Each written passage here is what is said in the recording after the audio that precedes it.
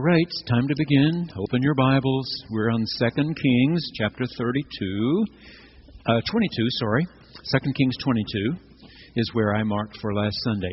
Is that right? Everybody right with that? Okay. What we're dealing with here still is this big calendar that if you can sort of keep it in your mind, it will help you greatly. Again, we started off in Genesis with my telling you that the Jews count their beginnings as a separate people, as a distinct people with Abraham and Sarah. And that if you count then 200, 400, 200, 400, you can sort of hang the history of the Israelites on that pattern. So you had 200 years of patriarchs, Abraham, Isaac, Jacob, Joseph, followed by 400 years in Egyptian slavery. And then you had, with the coming of Moses, the 200 years that we call judges, where they did not have one strong person like a king, which most other tribal groups had, but they lived together as this loose amphictyony, sociologists call it, a confederation of tribes. And when they had a common enemy, they hoped God would lift up someone to lead them. And often, when they had that enemy, they didn't get all 12 tribes rallied together. It might be only 2 tribes or 3 or 4 that could deal with a particular enemy. So you had 200 years of judges, during which time the younger generation had no memory whatsoever of slavery, and they started clamoring for a king. Everybody else has a king. We need a king. Samuel was the holy man, leader of that time. He told them, kings take. They take your sons, they take your daughters, they take your money, they take your land. That's what kings do. They said, we want a king. God said, give them what they want. People deserve what they ask for. Give it to them. So Saul was a terrible king. David was better. Solomon was pretty good. Then a long string of bad kings. But again, we're right on that target. 200 years of judges, then 400 years of kings. 400 years. Just a little bit over. Now, the northern kingdom, those 10 tribes would be swept away by the Assyrians and replaced, literally replaced with foreigners on their land. And today we're going to get to the destruction of the southern tribes in Jerusalem, Judah, the tribes of Judah and Benjamin. So we will deal with those today. And then finally, this date, you see, it's not much over 400 years, from 1,000 down to 587. So it holds together pretty well, 200, 400, 200, 400. And then at this date, when the Babylonians came and swept up the southern tribes, no more descendants of David would ever sit on the throne. Never again. Even when they got back home, it didn't happen. In Jesus' time, there was a king. He was not a Jew. He was an Idumean, and Idumeans were the Edomites. Okay, so might have been a descendant of Esau, but not of Jacob, not through that lineage. So never again, son of David, after this date right here. So we're still moving toward this date. We passed this one last week. We're moving now toward this one. Okay? All right. I want us to concentrate on chapter 22 for just a few moments. There are a couple of things that happened during the reign of King Josiah that I want you to remember with me, and then we'll move on to the big culminating event when the Babylonians come. Let's pray. God, what a beautiful September morning you've prepared for us in Tulsa. Most of us had rains that were very helpful this week, and we are grateful. Our city looks green again today with bright sunshine as we came to Sunday school or church. And we pray your blessings upon us. This hour we open your book and we look, we mark, we hope to learn those things about you and about us that are forever true, and pray that we will experience once more your amazing grace as we know it best in Christ Jesus our Lord. Amen. Okay, Josiah is the king we're talking about today. And 2 things. For the first time in the material we're about to read, we have this word that the priest cleaning out the temple came rushing into King Josiah one morning saying, "You're not going to believe this. We found a fifth scroll of Moses. Fifth scroll of Moses. And both the rabbis here and Christian clergy who've been to good seminaries, the accredited ones, know that that scroll was Deuteronomy. Okay? The scroll was Deuteronomy. When the Greeks came into contact with the Hebrews and then the Christians later, they called it they gave it their name, Deuteronomos. Nomos is law, so the law the second time around. Deuteronomy is basically a replay of Exodus, but with an interpretation and a meaning that would have been particularly helpful in the time of King Josiah. So that's why we're reading about Josiah.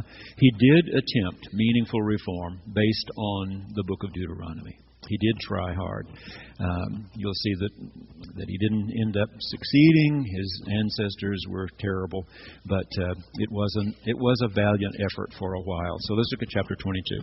Josiah was 8 years old, so he's just a little boy. Just a little boy. This morning, at 11 o'clock service, we're going to be presenting Bibles to the third graders. They're 8 years old. So you take a good look at them, and you will find this is how old Josiah was when he became king. But he reigned 31 years. So he made it till he was 39. Verse 2, he did what was right in the sight of the I am who I am. Remember, Lord translates the name given to Moses at the burning bush. And walked in all the way of his father David. Not his immediate ancestors. He did not turn aside to the right or to the left. He walked God's way, is the point. In the 18th year of King Josiah, the king sent Shaphan, son of Azaliah, son of Meshullam, the secretary, to the house of the Lord. Now this is Solomon's temple, up on the top of the hill called Mount Moriah, saying, go up to the high priest Hilkiah, and have him count the entire sum of money that has been brought into the house of Yahweh, which the keepers of the threshold have collected from the people. Let it be given into the hand of the workers who have oversight of the house of Yahweh.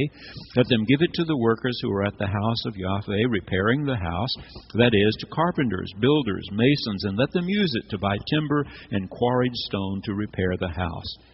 But no accounting shall be asked from them for the money that's delivered into their hand, for they deal honestly. Okay, I trust them. Now,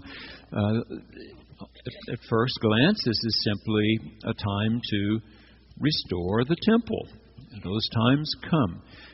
Here at Boston Avenue, when I arrived 30 years ago, I could see this magnificent building, but it didn't take long to realize, as Bob Nunn, our administrator, began to show me around and talk to me, that we had a lot of deferred maintenance. Okay, a lot of deferred maintenance. So we set out, not a high-pressure campaign of any sort, but just reminding people they could make gifts to an endowment fund. And their gift would never be spent. Only the income would help to keep up our building and grounds. Okay, we started with $200,000. Okay, and that figure grew and grew. And it's been wonderful to have the income all these years, but guess what? Building committee met just 2 weeks ago, and we're always, even now, about 3 years behind on what needs to be done. We always have about a 3-year list of things that need to be done. You know what they've decided to take a look at now? That I've begged them not to? These stained glass windows. I keep telling them, no, don't go there. At First Methodist Houston, we decided to restore the stained glass windows, and it is a bottomless pit. But anyway, the stained glass windows have not been addressed since 1927, 28, 29. Now, in 1961, outside pieces of glass were placed over the stained glass windows, okay, to help protect them. We've not had, thank God, any vandalism on our stained glass windows in all those years. Not one of those glass panels has ever been broken. That's not the problem. The glass that's placed on the outside is about maybe a half inch from the stained glass. So what do you think happens when you have the late afternoon sun shining on the glass for 60 years, 50 years? 50 years it's been shining on that. All the stained glass is held in place by lead. You know how soft lead is? You know what heat can do to lead? Well, okay, that's what's happened. So all I'm saying is, with all the monies that have been left and managed very well, and income used as wisely as we know how, we never get completely through. You know, we just always have something else that needs to be done. When we had the big rains Wednesday, we had some leaking in the tower. And we've already had the contractor come out, and we know. When I first saw this building, that day we drove 500 miles from Beaumont, Texas, and just after dark I saw it. I thought, oh, thank you, Lord. Look at all that wonderful stone. No maintenance. I didn't know about stone buildings. And this one was built wisely, I'm sure, to have sway built into it. When you're up in my office on the 14th floor on a really windy day, Bishop John Russell told me when I was moving here, he said one day, shortly after he came, he was sitting at his desk and was distracted because the curtains were moving like this. And then he said, I realize, no, the curtains aren't moving. The building is moving. The curtains are hanging perfectly straight, the way gravity directs. The curtains were hanging straight down. It was the tower that was moving. So guess what? If you have a 17-story tower that moves in strong winds, stones move as well. And means they have to be repointed and retupped. I didn't know that expression until I came here. Repointed and retupped, meaning resealed over and over and over and over. You know, every 10 years or so. So that's where we are. And that means that's another thing we've got to get done, and we will very, very soon. We will get that done. These men have to erect steel out over the very top of the building, and they go down in scaffolds on all four sides and repair, you know, stone by stone by stone by stone. It's not inexpensive, though, to get it done. All right, you get the idea? Well, they had deferred maintenance on Solomon's temple, and Josiah is trying to get that corrected, Just mention one other thing. When I came here, one of the first things I saw was that the fabric on all of these seats was popping. You know, we're right on the edges. It was threadbare, and it was splitting. So that was one of the first big things that we did shortly after I came, was to redo all the seating in here. All right. 3 years ago, we had to do it again. So it lasted almost a little over 25 years, and then had to be redone. So it's what happens. By the way, when we had contractors, these seats are made by American Seating Company.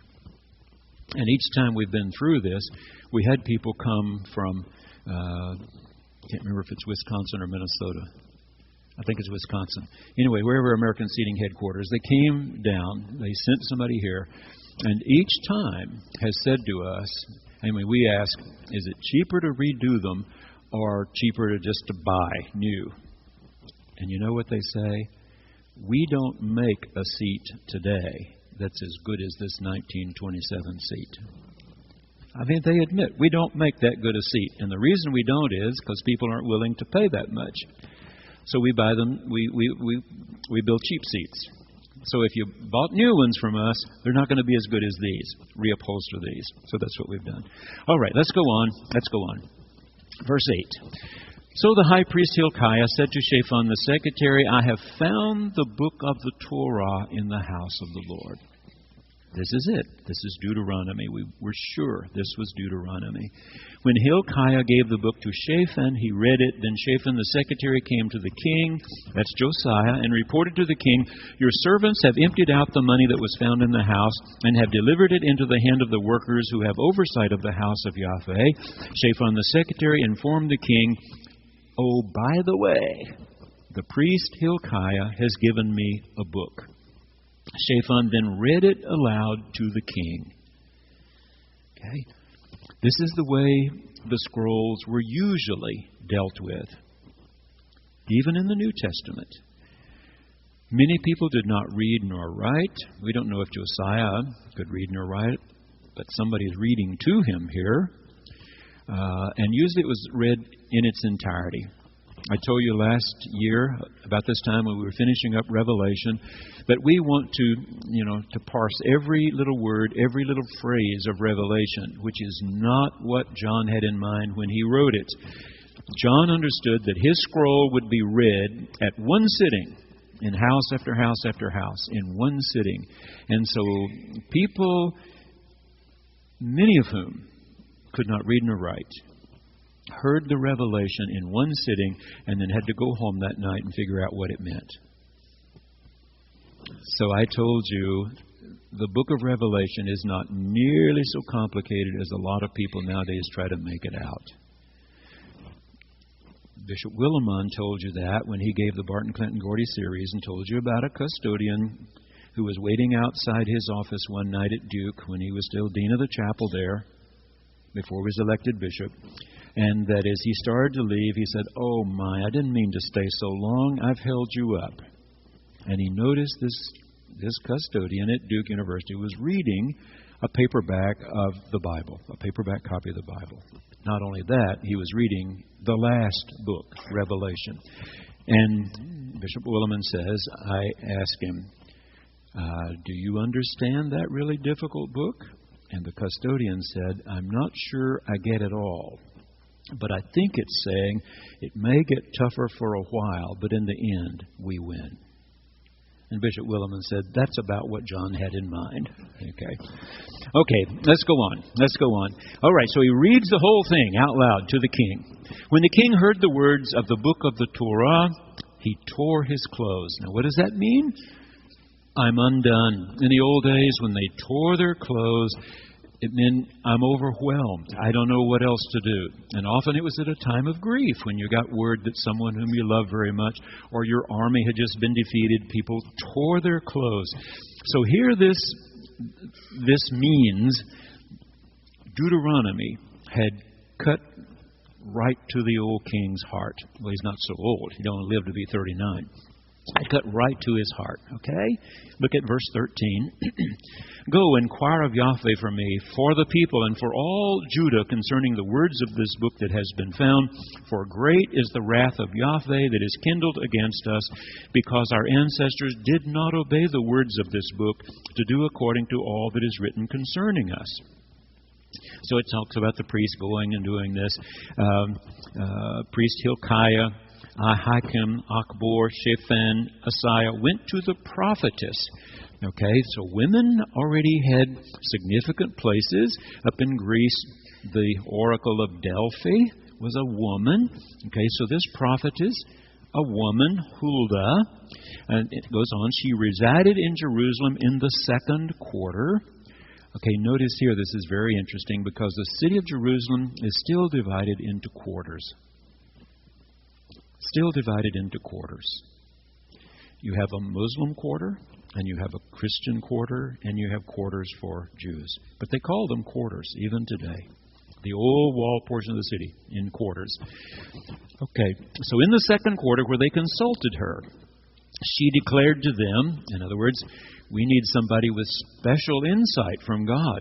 What does this book mean? What does this new scroll mean that they found in the temple? That they're saying is a work of Moses, that Moses wrote it all those hundreds of years earlier. Scholars are convinced the ink was still wet when they brought it in. It's not old. It's not Moses. It's of Josiah's own time. Okay, she declared to them, "Thus says Yahweh, Elohim of Israel, tell the man who sent you to me, thus says Yahweh, I will indeed bring disaster on this place and on its inhabitants." All the words of the book that the king of Judah has read. You notice, of course, the king didn't read. Somebody read to him. But she gives him benefit of the doubt here. "Because they have abandoned me," meaning God, "and have made offerings to other Elohim, so that they have provoked me to anger with all the work of their hands, therefore my wrath will be kindled against this place, and it will not be quenched. But as to the king of Judah, who sent you to inquire of Yahweh, thus shall you say to him," okay, "tell Josiah, thus says Yahweh Elohim of Israel, regarding the words that you have heard, because your heart was penitent," meaning you were really sorry. What did he do? He tore his clothes. That was a sign. He really was penitent. "And you humbled yourself before Yahweh when you heard how I spoke against this place and against its inhabitants, that they should become a desolation and a curse. And because you have torn your clothes and wept before me, I also have heard you, says Yahweh. Therefore I will gather you to your ancestors. You shall be gathered to your grave in shalom. Your eyes shall not see all the disaster that I will bring on this place." And they took the message back to the king. So, the southern tribes will know what the northern tribes have known. Some great power will come and annihilate them, but not during your lifetime, Josiah. You will not live to see it. And in fact, it will be roughly 150 years before it happens. So it didn't happen right away, but it will happen. This is still in 722, about the time that the northern tribes are swept away, and in the south they're concerned. At least Josiah got very concerned. The priests are concerned. They produce this fifth scroll of the Torah, and Josiah attempts meaningful reform for a time. All right, let's go on with chapter 23. "Then the king," this is Josiah, "directed that all the elders of Judah and Jerusalem should be gathered to him. The king went up to the house of Yahweh, and with him went all the people of Judah, all the inhabitants of Jerusalem, the priests, the prophets, all the people, both small and great. He read in their hearing," and it acts as if he can read, even though it was first read to him. "He read in their hearing all the words of the book of the covenant that had been found in the house of Yahweh. The king stood by the pillar and made a covenant before Yahweh to follow Yahweh, keeping his commandments, his decrees, and his statutes with all his heart and all his soul." Okay, and where do you get those words? Right out of that scroll. It is in Deuteronomy that the Jews find what they call the Shema, S-H-E-M-A, the Shema. When Jesus was asked 700 years later, what is the greatest commandment of all, he took this line from Deuteronomy. Not from Genesis, Exodus, Numbers, Leviticus, Deuteronomy. "Hear, O Israel, Yahweh, your Elohim, is one. You must have no other Elohim but him. You must love him with all of your heart and mind and soul and strength." Okay? So here are the words. He promised with all his heart and all his soul to perform the words of this covenant that were written in this book. It wasn't bound, of course, like today. Scroll would be more accurate. All the people joined in the covenant. Then the king commanded the high priest Hilkiah, the priest of the second order, those underneath him, if you would, and the guardians of the threshold, the outermost parts of the temple, to bring out of the temple of Yahweh all the vessels made for Baal, for Asherah. Now remember, they are the chief male and female god and goddess of fertility. So in Solomon's temple, they not only have significant religious symbols of their God, not a depiction of him, but a beautiful box, 10 Commandments, but they've also had there these relics, things that remind them of the gods and goddesses of fertility. So Deuteronomy, you see, with the Shema, so important. Your God, Israel, is one. You cannot be polytheistic. You cannot be multiple God people. You've got to be monotheistic. One God, mono, one. Okay.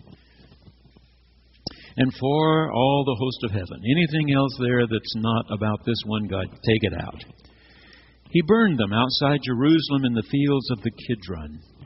Okay, remember the Kidron?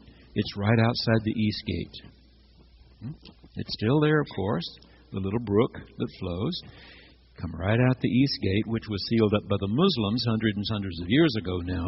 That gate is still sealed so that the Jewish Messiah cannot come back. But you can see exactly where it was. I mean, it was sealed up. You can see its outline and the stones that were put in to seal it. And there was a walkway, then over the little bridge of the Kidron. And in Jesus' time, the hill immediately over the bridge was called the Mount of Olives. Okay. So there, in the fields of the Kidron, they carried their ashes of all these false gods and goddesses to Bethel. So if you read Missioners, the Source, you pick up on those kinds of things. He deposed the idolatrous priest whom the kings of Judah had ordained to make offerings in the high places at the cities of Judah and around Jerusalem. Those also who made offerings to Baal, to the sun, the moon, the constellations, and all the hosts of the heavens.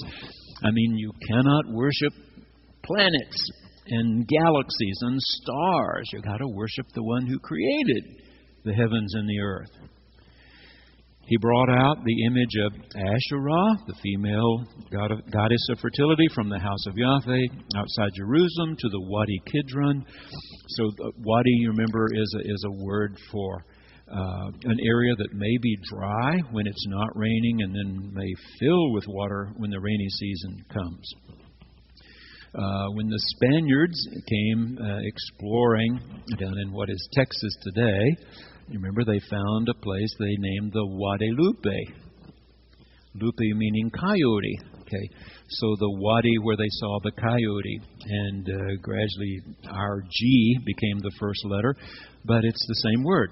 So the Wadi Kidron, burned it at the Wadi Kidron, beat it to dust, threw the dust of it upon the graves of the common people. He broke down the houses of the male temple prostitutes.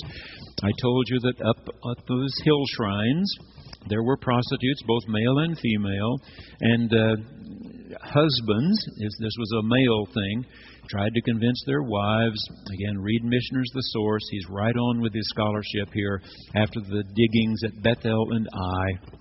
Missioner wrote his book, The Source, and he tells you, that the husband over the dinner table had to try to convince his wife that they would inspire the gods and goddesses of fertility if they went up and entered into the sex games at those shrines at the tops of the hills. So Josiah's trying to get rid of all of that. He's trying.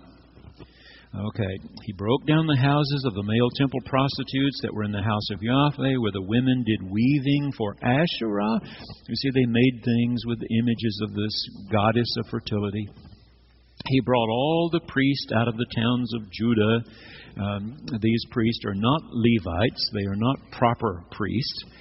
And defiled the high places where the priests had made offerings from Geba to Beersheba. He broke down the high places of the gates that were at the entrance of the gate of Joshua, governor of the city, which were on the left at the gate of the city, describing them specifically. Okay, I told you that when the biblical writers in the Old Testament talk about all 12 tribes, they talk about from Dan to Beersheba. Remember? From Dan to Beersheba. The northernmost tribe settled up north of the Sea of Galilee. Dan. It's a demilitarized zone today between Israel and Syria, where the tribe of Dan lived. And Beersheba is down in the desert, south of the Dead Sea, south and slightly west of the Dead Sea. So when they wanted to describe their territory from Dan to Beersheba, but the 10 northern tribes are gone now. So it's not from Dan to Beersheba, it's from Geba to Beersheba, you see. That's what he's saying. So the territory that he rules over, the southern tribes, all these bad worship places were to be done away. Okay, look at verse 15. Skip down to 15. chapter 23. Moreover, the altar at Bethel. Now, I just keep mentioning this because if you want something that's readable and has great scholarship. I mean, Missioner completed his book in 65.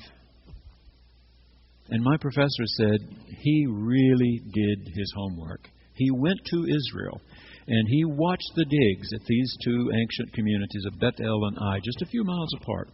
And combined them into one village, if you were, so he had enough material. Started at the bottom of the hole and built his story of the source.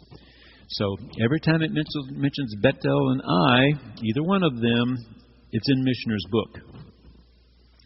Moreover, the altar at Bethel, the high place erected by Jeroboam, one of those former kings, son of Nebat, who caused Israel to sin, he pulled down that altar along with the high place. He burned the high place, crushing it to dust. He also burned the sacred pole, which was a symbol of a male sex organ. Okay, skip down to verse 9. Moreover, 19. Moreover, Josiah removed all the shrines of the high places that were in the towns of Samaria. Okay, Samaria is just north of his territory. So he's getting a little more venturesome here. The Assyrians have cleared out the Israelites who live there and have put foreigners into their place, we read last week. So Josiah is getting more venturesome. He's sending these destructive forces against the temple hill shrines north of Jerusalem. Okay, even though technically that's not his territory now. Samaria, which kings of Israel, remember Israel was the name of the 10 northern ones, Judah the south. Okay, when they're united, they were all called Israel. But once they separated again, after Solomon's time, remember, northern ones took Israel, the name of Israel. Southern ones took Judah. Okay, which kings of Israel, it means the northern tribes, had made, provoking Yahweh to anger. He did to them just as he had done at Bethel. He slaughtered on the altars all the priests of the high places who were there, and burned human bones on them. Then he returned to Jerusalem. So he's trying to do what Deuteronomy told him, the Shema. Okay? That verse, we think composed in the time of King Josiah, Jesus would say was the greatest verse in the 39 scrolls of the Hebrew Scriptures. Pretty important. When one goes to Israel today, every hotel room on the facing there where you unlock the door, there's a tiny little metal tube. And inside that metal tube is a tiny little piece of paper, scroll. And it has the Shema on it. Because Deuteronomy said, in your going out and you're coming in, you're going out and you're coming in, remember. Hear, O Israel, the Lord our God is one, etc. Okay? That's why Deuteronomy is so important. That's why this material about Josiah and his reforms important, very important to understand. Okay, verse 21. Let's go a little bit farther here. The king commanded all the people, keep Passover to Yahweh your Elohim as prescribed in this book of the covenant. And then notice this sad note in verse 22. No such Passover had been kept since the days of the judges. The judges ended in 1000. So they've been 300 years without remembering the Passover, the night they got out of Egypt. When the Israelites had faith in God and took the blood of an unblemished lamb and put it on the doorpost, marked with an X on the doorpost of the houses, and the angel of God passed over. When Pharaoh saw the losses of his people, children and lives, he finally said, "Go." And they were told in the rest of the Torah, do this, remember this every year. They haven't done it in 300 years. Okay? That's what's involved here in these chapters. No such Passover had been kept since the days of the judges who judged Israel, or during all the days of the kings of Israel, or the kings of Judah. Northern tribes, southern tribes, nobody's done it. But in the 18th year of King Josiah, and he took over at age 8, so he's 26 years old, this Passover was kept to Yahweh in Jerusalem. Finally, after all these years. Moreover, Josiah put away the mediums. Remember, King Saul got in real trouble for going in disguise and consulting with the witches at Endor. Jews are not supposed to participate in this business of mediums, wizards, teraphim, idols, and all the abominations that were seen in the land of Judah and in Jerusalem, so that he established the words of the Torah that were written in the book, Deuteronomy, that the priest Hilkiah had found in the house of the Lord. Before him, there was no king like him, meaning Josiah, who turned to Yahweh with all of his heart, with all his soul, and with all his might. You see where the words are coming from? Straight out of Deuteronomy. These are the words of the Shema. According to all the Torah of Moses, nor did any like him arise after him. So nobody had done as well, and nobody after him would do as well. And the Babylonians will come. He will not live to see it, but they will come. Okay, skip down to verse 29. After it's just told you in verse 28, that, okay, Josiah's gone now. Everything's been written down about him. In his days, Pharaoh Necho, Pharaoh, remember, is just the Egyptian word for king. King Necho of Egypt went up to the king of Assyria to the river Euphrates, modern-day Iraq. Okay. King Josiah went to meet with him. They have sort of an important meeting there. And look where the ancient travel routes crossed. Do you see in the next line? They went to Megiddo. I told you that Megiddo was very important because trade routes from Egypt, trade routes from modern-day Saudi Arabia, one group moving on toward Europe, the other moving through modern-day Iraq into Asia, crossed at a little place called Megiddo. And that's why John imagined in his revelation that the last great battle would be fought at that crossroads. But of course today it's not important at all. It's a dusty little hill. Those of you who are going in February will see. It's a dusty little hill. 2,000 years after John, or 1,900 years after John. Okay, but it was important then. Okay, so look what happens. He went up to meet with them, but when Pharaoh Necho met him at Megiddo, he killed him. We can only guess what good Josiah might have been able to do had he lived a little longer. But the Egyptian king kills him. His servants carried him dead in a chariot from Megiddo and brought him to Jerusalem and buried him in his own tomb. The people of the land took Jehoahaz, son of Josiah, anointed him, and made him king in the place of the father. All right? Let's move on. I want to read a fair amount of this because you need to see how patient God was. When we get to the terrible thing that happens with the coming of the Babylonians, you need to know God was really patient for a long time before he sort of threw up his hands and let the Babylonians have at them. And I want you to sense that. I want you to feel it deep in your gut. Okay, verse 31. Jehoahaz was 23 years old when he began to reign. He reigned 3 months. Now, that's not a good sign.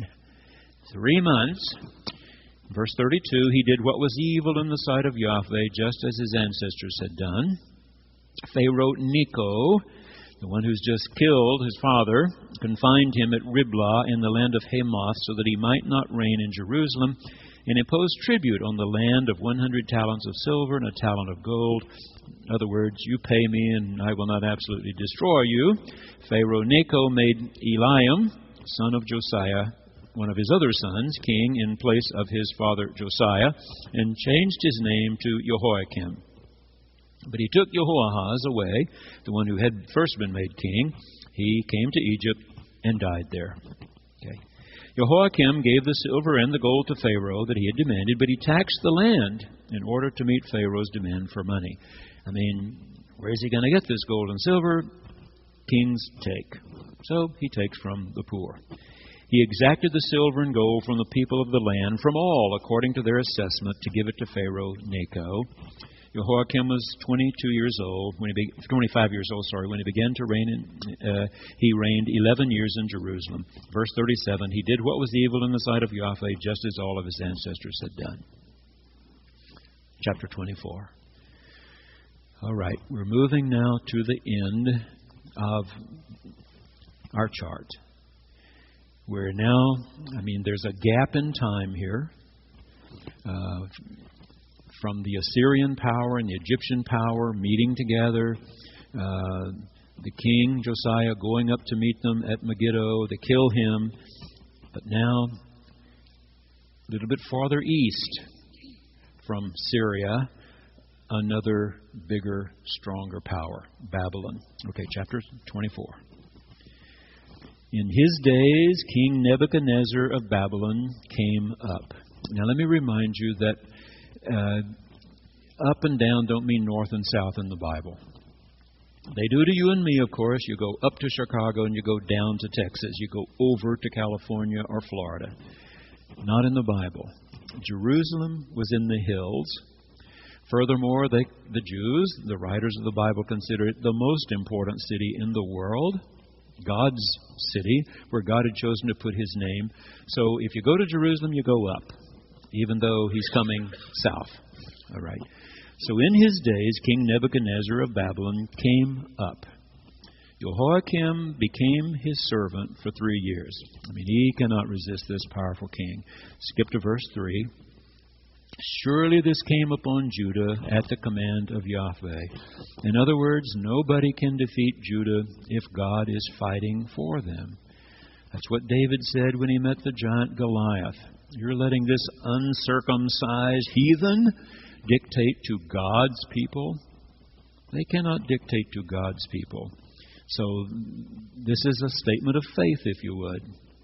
Even Babylon, as strong as it was, could not have taken us if God had not decided He's going to withdraw from the fight.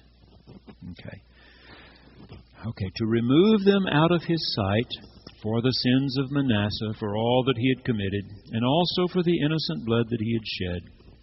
For he filled Jerusalem with innocent blood, and Yahweh was no longer or not willing to pardon. God's finally had it with the southern tribes. Skip to verse 6. So Jehoiakim slept with his ancestors. Then his son Jehoiakim, names are very similar, succeeded him. The king of Egypt did not come again out of his land. He's down to the south, of course, and he sees that Nebuchadnezzar is really strong in the north. He decides he doesn't want to take him on at this point. So at least Egypt is not a problem right now. The big problem is to their north. Okay, the king of Egypt did not come again out of his land, for the king of Babylon had taken over all that belonged to the king of Egypt, from the Wadi of Egypt to the river Euphrates. All right, so think of that, all of the Negev desert, from the Suez Canal today's Suez Canal. From there north, Nebuchadnezzar said, "This is mine." And Pharaoh Necho said, "Whatever you think," and did not take him on. So that means all of the territory of Judah is effectively under Nebuchadnezzar's control. They're paying tribute to him at this point. Let's go on to verse 8. Jehoiakim was 18 years old when he began to reign. Here another marker. He reigned 3 months in Jerusalem. Verse 9, even in 3 months he did what was evil in the sight of Yahweh, just as his father had done. So at that time the servants of King Nebuchadnezzar of Babylon came up to Jerusalem, and the city was besieged. And you know what that means, of course. You simply march your soldiers all around the wall portion of the city and wait. You would suffer great losses to try to breach the walls at that point, so just wait. You cut off their food, you cut off their water, and you wait for them to surrender or to grow weaker and weaker. Okay, King Nebuchadnezzar of Babylon came to the city while his servants were besieging it. King Jehoiakim of Judah gave himself up to the king of Babylon, himself, his mother, his servants, his officers, and his palace officials.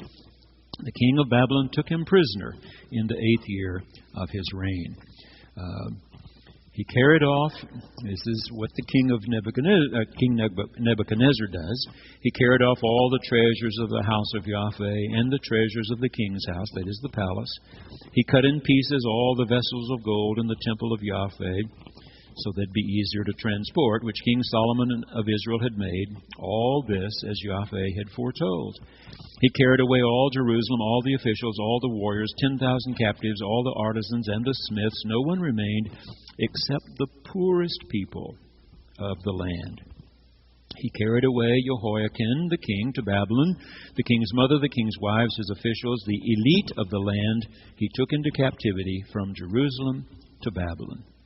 The king of Babylon brought captive to Babylon all the men of valor, 7,000, the artisans and the smiths, 1,000, all of them strong and fit for war. But they're not fighting, they're going meekly away. The king of Babylon made Mattaniah, Jehoiakim's uncle, king in his place, and decided to change his name to Zedekiah. So Zedekiah was 21 years old when he began to reign. He reigned 11 years in Jerusalem.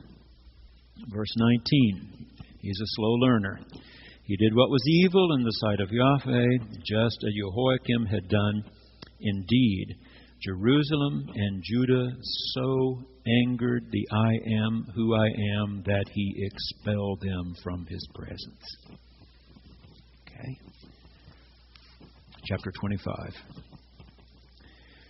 Zedekiah finally had it with the king of Babylon, so he rebelled against the king. If they thought things were bad before, now there's open warfare. And in the 9th year of his reign, in the 10th month, on the 10th day of the month, King Nebuchadnezzar of Babylon came with all his army against Jerusalem and laid siege to it again.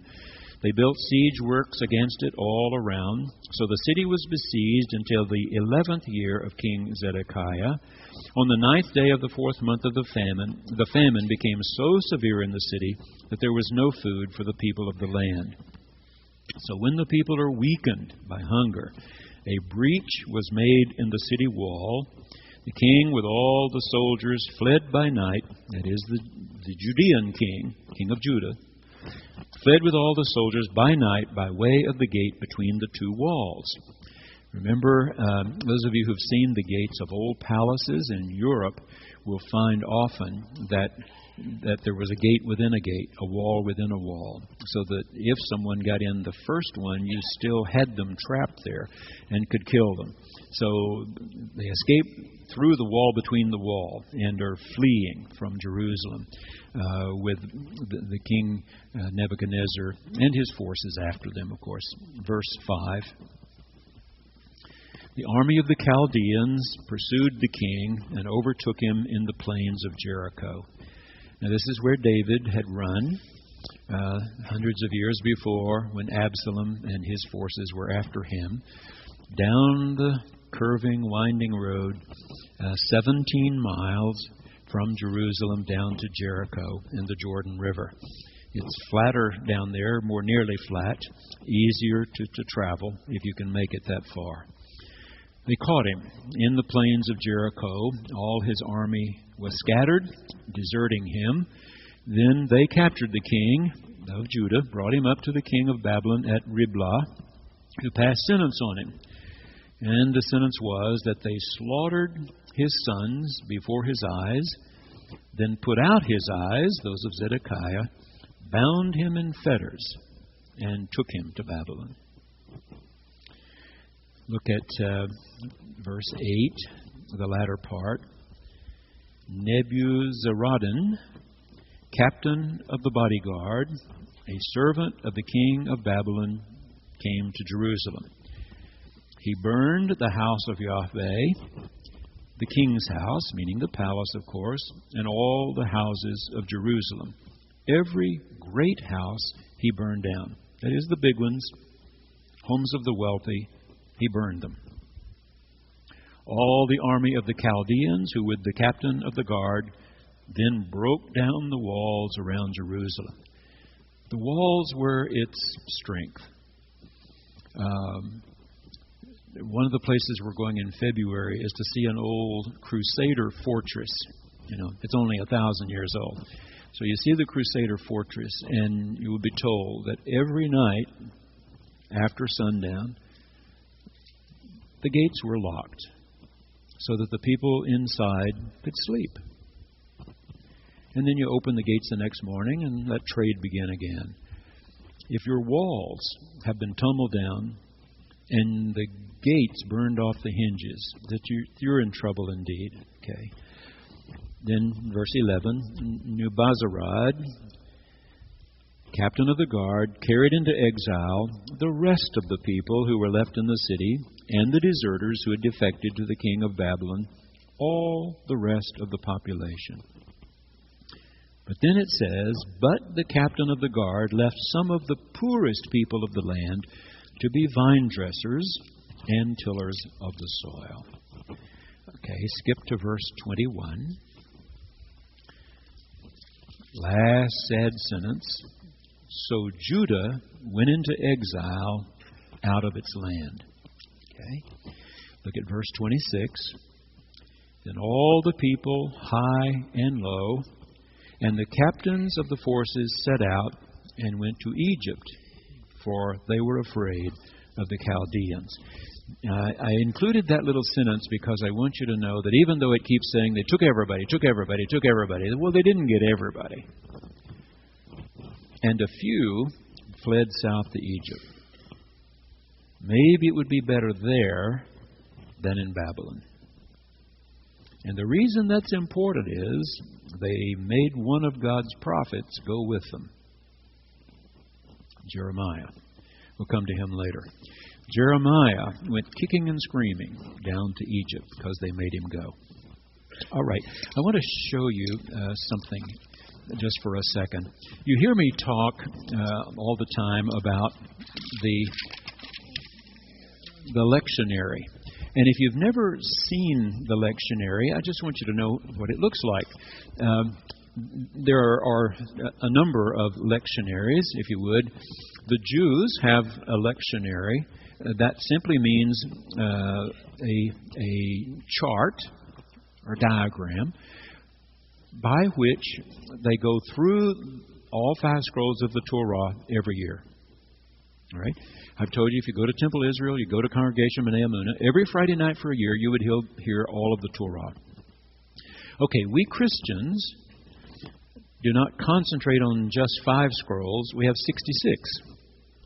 So our lectionary is divided not into 1 year, but 3. And they're simply called A, B, C. Years A, B, and C. Now, for every Sunday, 52 of them in each year, for every Sunday you have a gospel reading. Year A is Mark. You have an epistle reading, maybe Acts or Romans, Galatians. You always have one of the Psalms.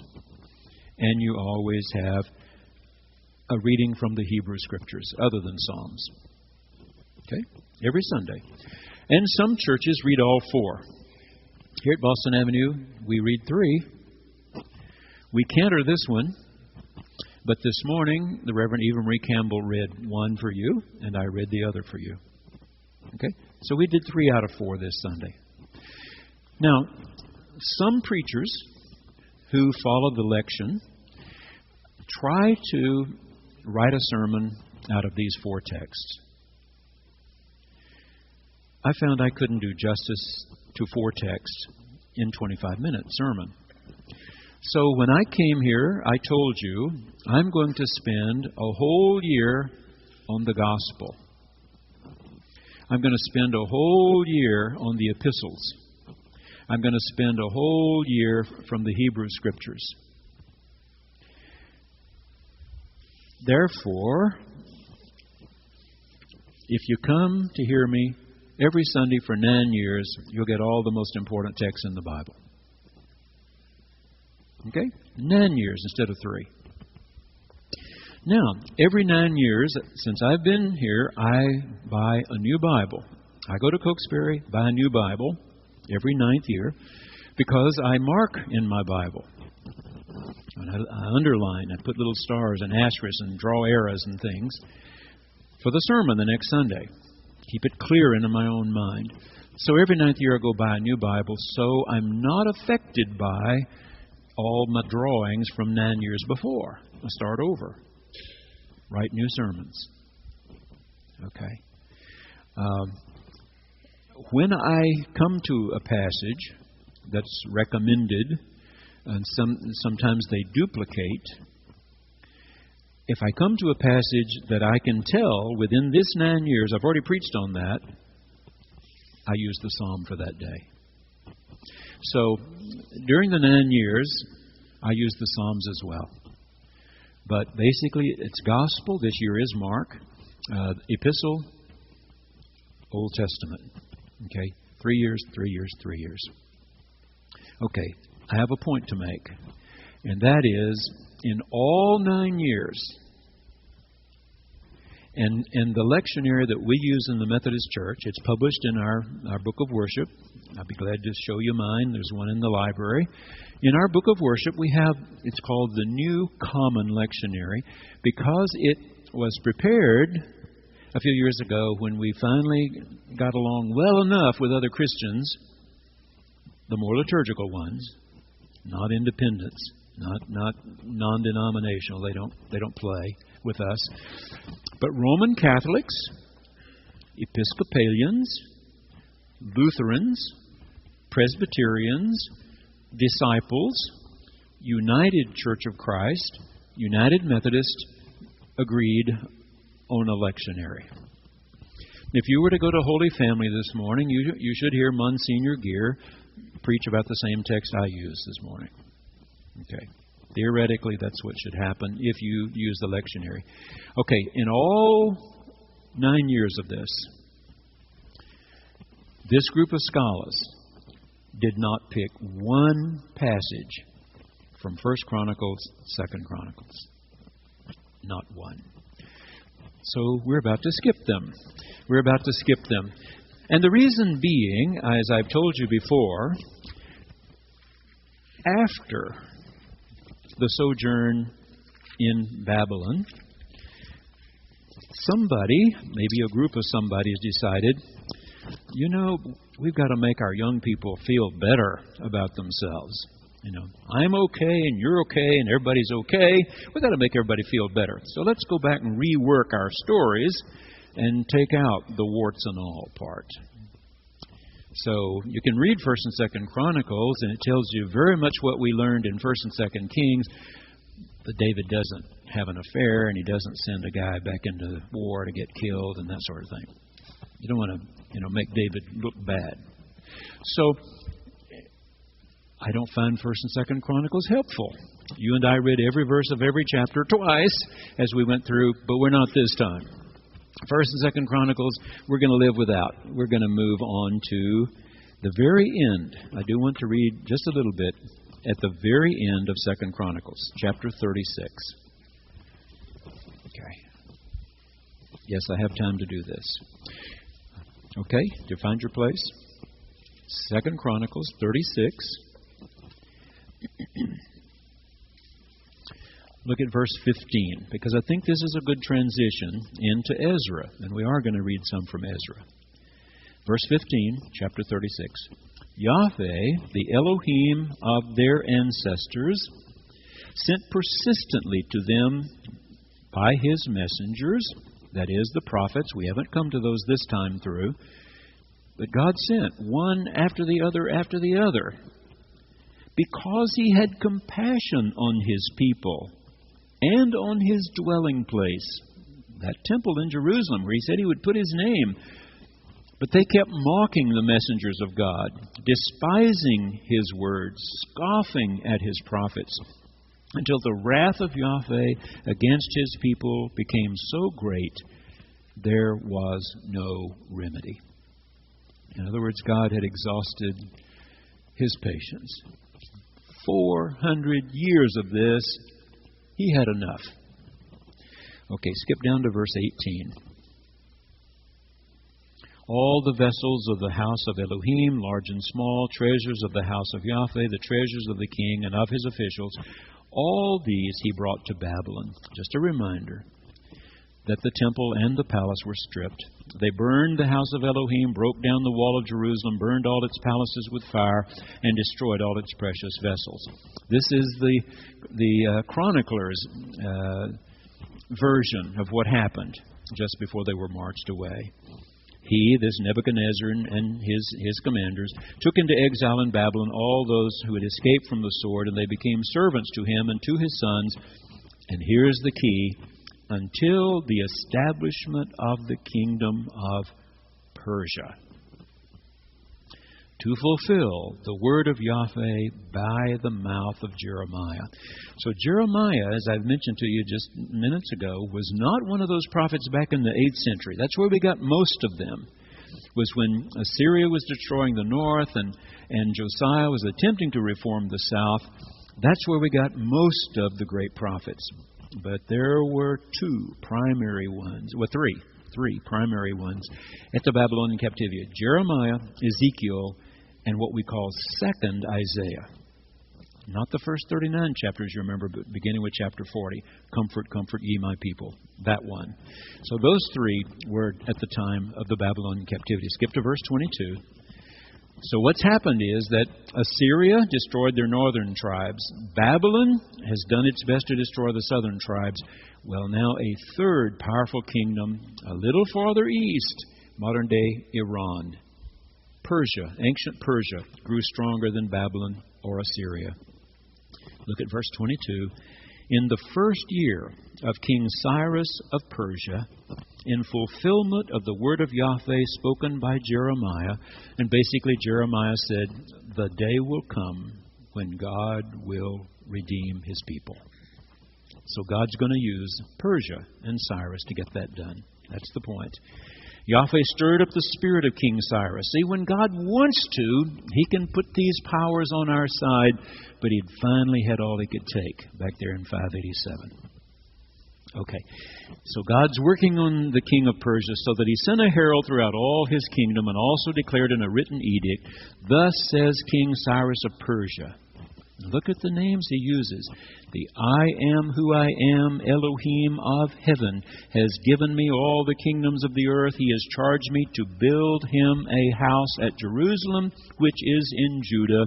Whoever is among you of all His people, may Yahweh His Elohim be with him. Let him go up. He sets them free. He sets them free. All right. Mark right there. We are going to start reading again in Ezra chapter 1, and that will be September 19. If you haven't been to church, don't rush off. We're going to give these third graders beautiful new Bibles.